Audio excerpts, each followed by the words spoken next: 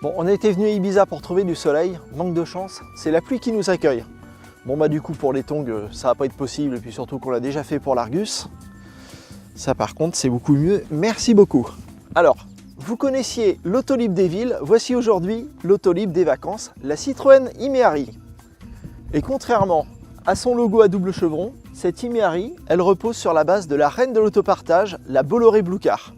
Par rapport à la Méhari dont elle s'inspire, cette réinterprétation moderne, évidemment, elle se la joue branchée, puisque c'est un véhicule tout électrique.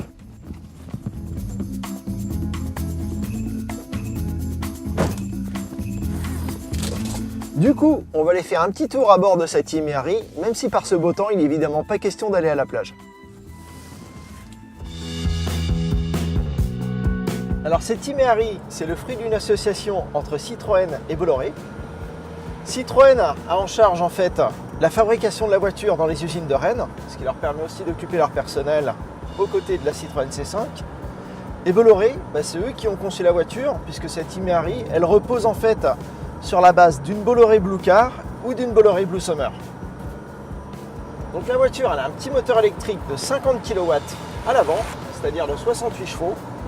Du coup, ça n'a rien à voir avec une Tesla, c'est pas un monstre de puissance, c'est pas non plus un monstre d'accélération puisque ça passe de 0 à 50 en 6 secondes 4.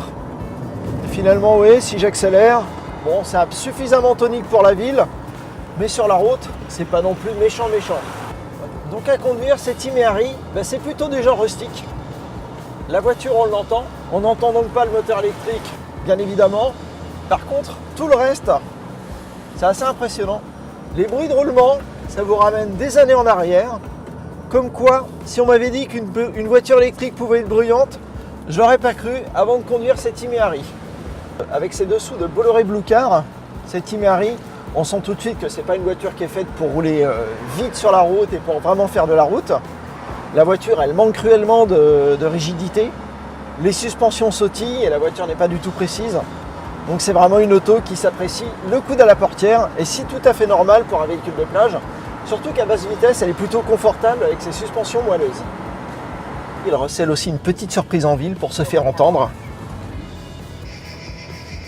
Et non, c'est pas un concert de grillons, c'est tout à fait vacances, ça nous rappelle nos bonnes années dans le sud. Sauf que là, c'est pour se faire entendre des passants puisqu'on est sur une voiture électrique.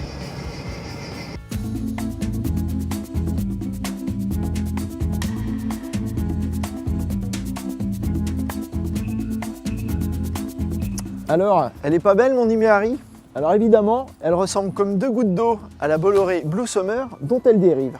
Mais à la différence de sa cousine, elle ne partage aucun élément de carrosserie en commun avec elle. Et comme sa grand-mère, la Méhari, l'Imeari, elle a des éléments de carrosserie en ABS thermoformé, c'est-à-dire plus précisément en plastique. Ce qui lui donne un style à mi-chemin entre une golfette et une vraie voiture, avec un gros avantage, c'est qu'elle ne rouille pas.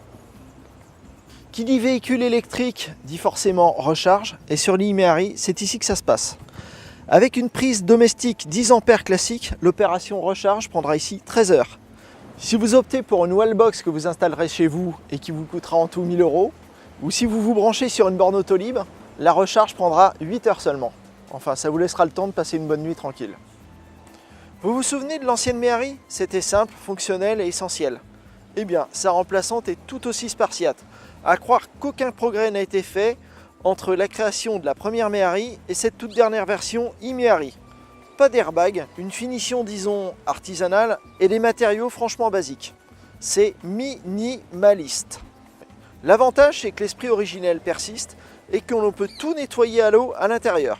Et en 2016, il n'y a quand même pas beaucoup d'autos qu'on peut nettoyer comme ça, même s'il faut quand même faire attention à la console centrale et ses équipements électriques. Les seules concessions à la modernité sont la prise USB, la connexion Bluetooth et pour 1400 € de plus, la climatisation. Enfin bon, une climatisation sur un modèle comme ça, ça sert pas vraiment à grand chose. À l'arrière, l'habitabilité est plutôt contenue et le coffre réduit à sa plus simple expression, sauf là, un petit double fond qui vous permet d'installer vos petites affaires de plage. C'est toujours utile. Si vous avez craqué pour cette Imeari, il vous faudra faire un chèque de 25 000 €, c'est-à-dire 18 700 € une fois le bonus déduit. Sans oublier les 79 € mensuels destinés à la location de batterie. C'est quand même un peu cher pour un véhicule à l'usage aussi limité, mais pourtant malgré ses défauts et sa rusticité, cette Méhari, c'est vraiment une voiture attachante. Alors, comme il fait encore un peu beau, je vais profiter des derniers rayons du soleil avec elle.